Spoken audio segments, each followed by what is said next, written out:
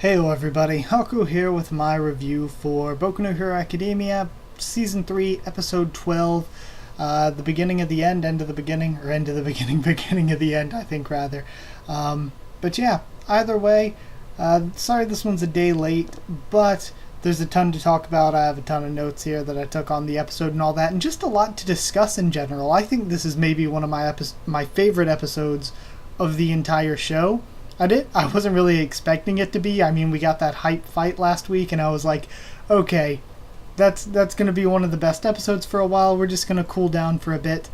But this episode was really tense throughout the whole thing and really emotional for me. I was way more emotional this episode than last episode, even as great as last episode was.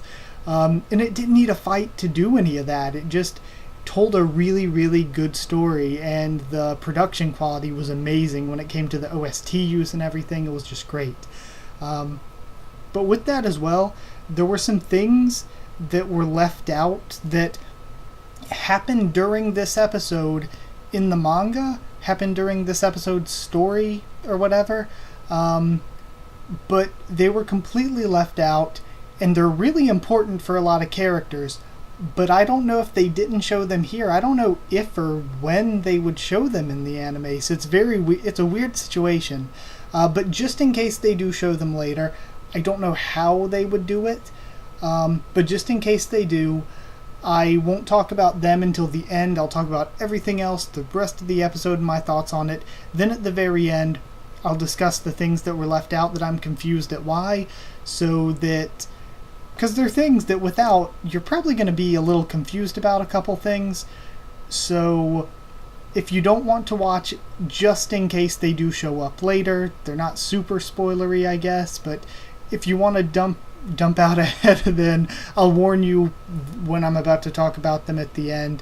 But if you want to stay and watch and hear about those things so that it can kind of clear some things up for you, then yeah, I'll talk about those at the end. But let's talk about the rest of the episode first. I was happy starting at the beginning. We just saw the Your Next scene. There was no real recap or anything. It made it feel like it flowed really well, and starting with that scene and ending with the Your Next scene for All for One kind of was a good beginning and end. It kind of bookended the episode really well.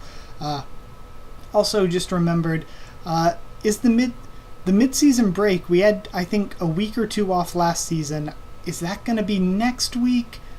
Or are we going to have episode 13 and then the mid-season break? I'm not sure which, but we should be getting a new opening that I'm super excited for when we are done with mid-season break. And they're totally going to spoil what I think should be the final fight of the season. I feel like they're totally going to spoil that. But it's going to be kind of like the All Might All for One thing. I'm just going to be so hyped I don't really care that they spoil that the fight is happening.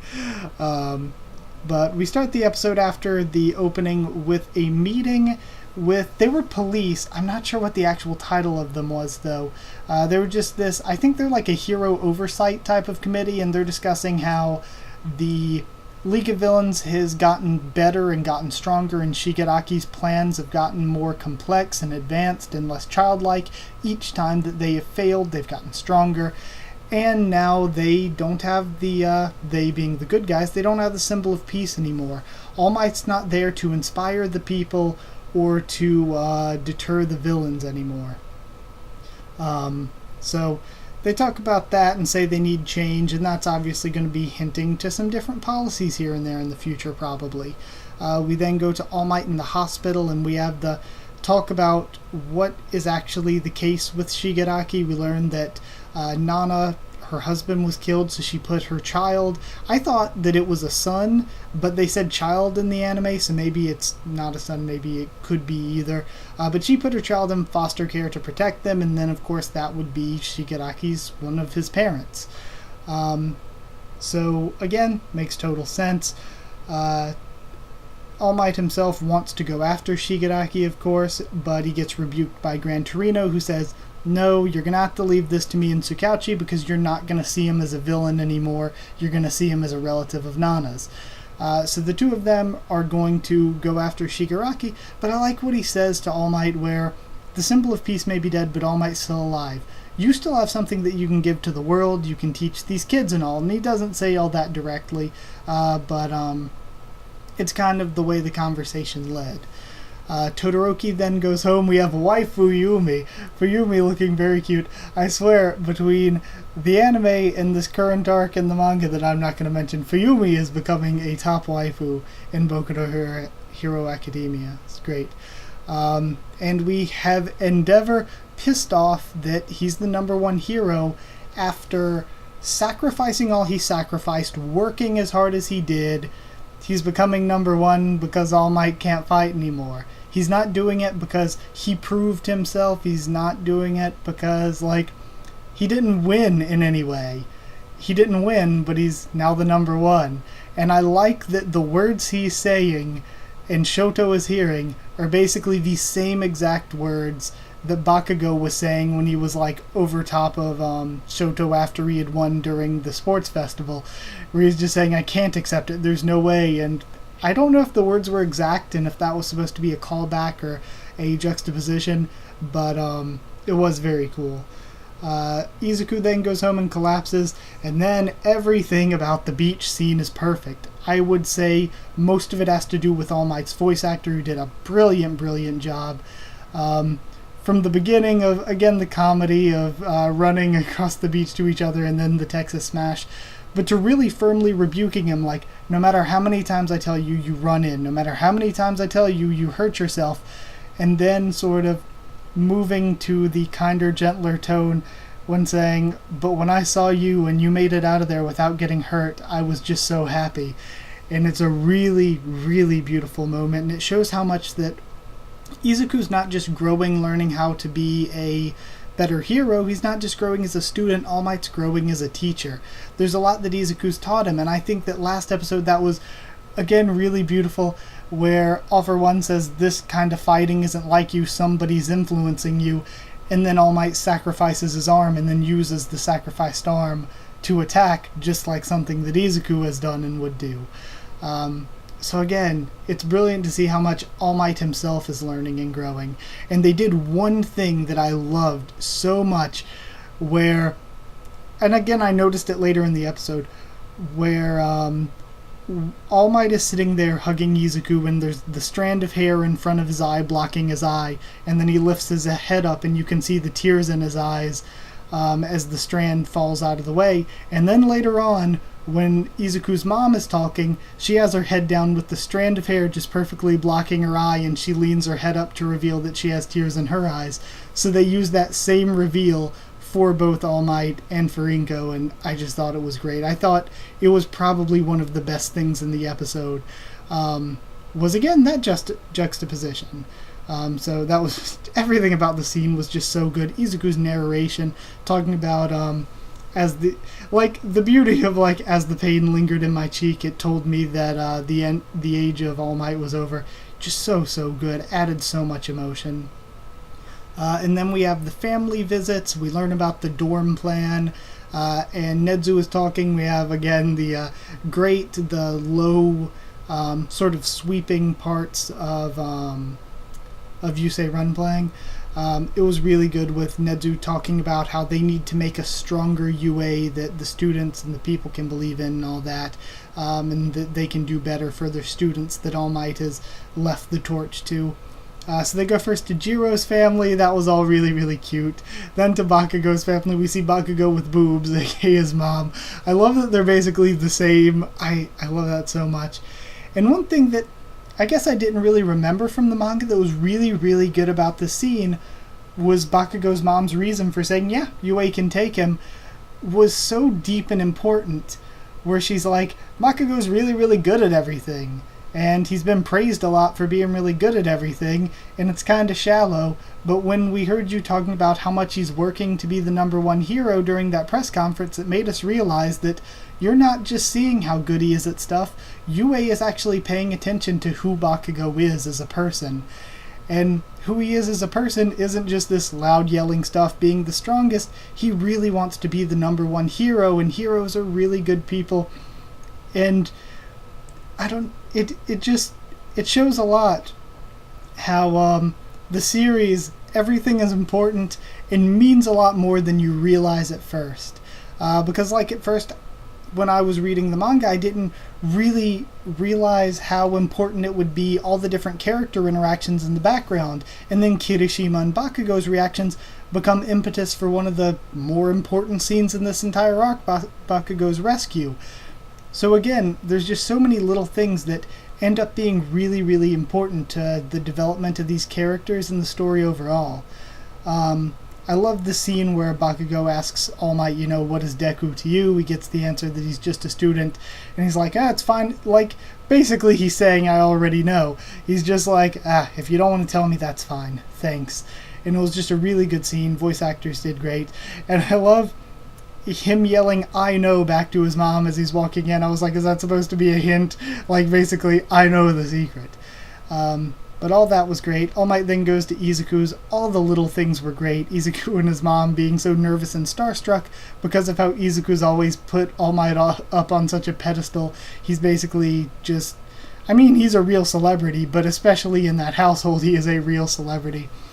And another one of my favorite things in the entire episode, one of the most heartwarming things for me, was All Might glancing into Izuku's room and then chuckling to himself before he keeps walking after seeing all the All Might memorabilia. That was just so good. Just these little interactions are so, so good. Inko says that she isn't sure about this because she sees the danger at Yue. She sees the path of blood that All Might has walked. She sees how Izuku himself has been injured time and time again. How they weren't able to continue classes at one point because of villains attacking. How they couldn't protect students from getting kidnapped at the summer camp. There was so much that she's like, I've seen this all and it's really dangerous. And it shows kind of too how when she says, I look at all this danger and I think to myself, maybe Izuku would have been happier if he never had a quirk. Maybe he would have been happier just idealizing people who have quirks and idealizing heroes instead of becoming one himself. And it shows that no matter how hard he's working for this dream, it shows how some sort of people, when they're close to you, it shows that how it's hard to change from who she was when she told him, I'm sorry, rather than you can do it. How hard it is to change and how hard it is to believe in somebody and see the growth that they themselves have made when maybe you're that close to them. You don't see how hard they're chasing that dream. And it kind of reminds me of one quote. To quote Jesus himself, one thing that Jesus himself said was, a prophet's not without honor except in his own hometown and his own family. Basically saying that no matter what you do as a person or how great you become or how much other people idealize you, when you're idealized by all these people and you go up to your own family who saw you as a baby pooping your pants, they're not going to see that same respect. They're not going to have that same sort of high regard for you. And I feel like it's the same way where no matter what Izuku's done to prove himself as a hero in training, his mom is still going to always see him as her baby. She's always going to see him as little Izuku, who maybe would have been better when he didn't have a quirk.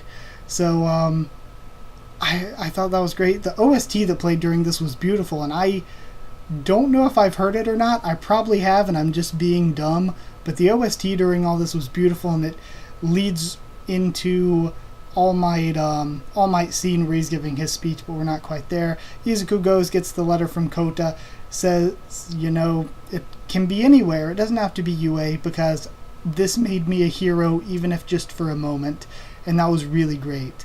And then All Might realizes that, he kind of realizes again, I feel like you already knew, but he realizes and he says that you're already somebody more than following in my footsteps. You've already sort of become a hero on your own, and you're different from me. And I've seen a lot of people doing their reviews that have said similar things where they're like, Izuku's not really the same as All Might. He's not really a symbol of peace, but he does inspire people to do their best. He's like his own different symbol. He's not this unyielding pillar that can save everyone like All Might, but rather this person who can spur people to save themselves. Which I think is a great difference that makes Izuku his own character while still following after All Might. So All Might gets down, he begs Inko to look not at the current UA but at the future UA, which was such a great line. The entire scene was incredible. He was talking about how the heroes and how he himself, they're trying to do better, how he's willing to give his life to walk side by side with Izuku and make sure he doesn't go down a bloody path. And Inko's response of, I know I didn't like this, don't die for him, live for him to raise him properly. So good. Don't die for him but live to raise him. Amazing. Then we have the after credit scene, which they leave a bunch of stuff out that's weird, but I'll talk about that at the end.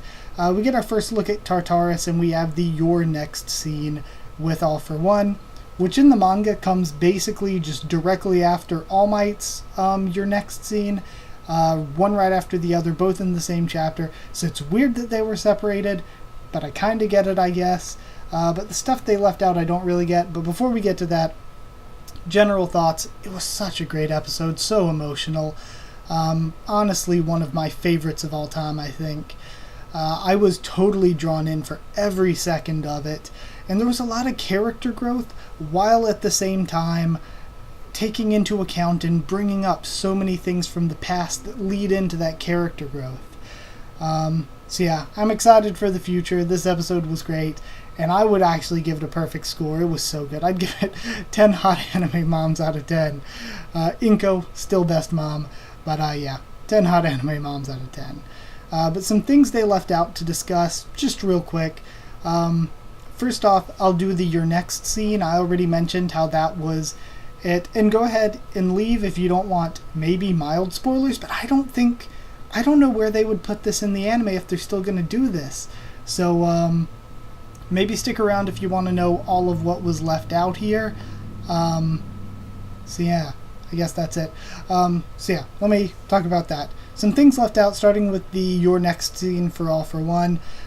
We actually start this scene in the manga seeing All For One wheeled through the hallways like we saw, but he mentions to the guard that, you know, he can't tell what's going on around him at all.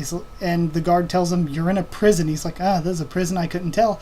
And that's our way of learning, because I've seen a lot of people bring up already, well, how is it, people that are anime-only watchers, well, how is it that they're just throwing him in prison? How is it that he even sees with no eyes? He explains it here, where he says that he was using a quirk called infrared to be able to sort of perceive his surroundings and emotion and stuff like that. So that's how he was doing it. He was using a quirk called infrared, and he could also, I guess this is due in part to quirks too, he could tell about vibrations and sounds. He could tell sounds really well. So that's basically how it was going, but he mentions that there are so many sensors and so much technology going on in the prison that it's messing with infrared and leaves him just confused and unable to perceive whatever's around him. So he couldn't even tell he was in a prison. So again, it makes a lot of the things with him being locked up make a lot more sense. And another super important thing here in the manga is that we get the reveal that Stain is in Tartarus. We see Stain in one of those cells that he's going past, and Stain stares at him as he's being carted by. So again, that's kind of an important thing. No idea why they left it out, and I have no idea what they would do with that reveal later on, like why it wasn't here. I don't really get it. Also, some other information that were scenes in the actual manga chapters but weren't in this episode. We get the confirmation that Best Genus did survive, but he's going to have a long road to recovery and has had to cease operations for now as a hero. And also that Ragdoll, because of her loss of her quirk, she's been suspended from hero operations too, and that she was the number 32 hero. And when we're getting that reveal, it's playing on a TV, and the scene is that we see Koda looking through the doorway, watching the other pussycats crying and trying to console Ragdoll as she's crying because she's had to give up being a hero and because she's lost her quirk. So yeah, that was that extra information. That was all that. So either way, I'll end the video here. If you did like the video, comment down there to tell me what you thought of this episode and what you thought of my thoughts on it. Subscribe for both anime and manga reviews for the anime and reactions for the manga, but I'm gonna do a manga review this week because the chapter was really, really good and I want to discuss it further. So yeah, I'll have that up within the next few days, probably sometime. Follow on Twitter if you want. I can try to keep you updated there and stuff for the channel. If you want a link to our Discord server to talk to me or more of us there, then just ask, and I'll give you a link to the Discord server. It's open for anyone. So that's it. Thank you once again for watching, and I'll see you all next time.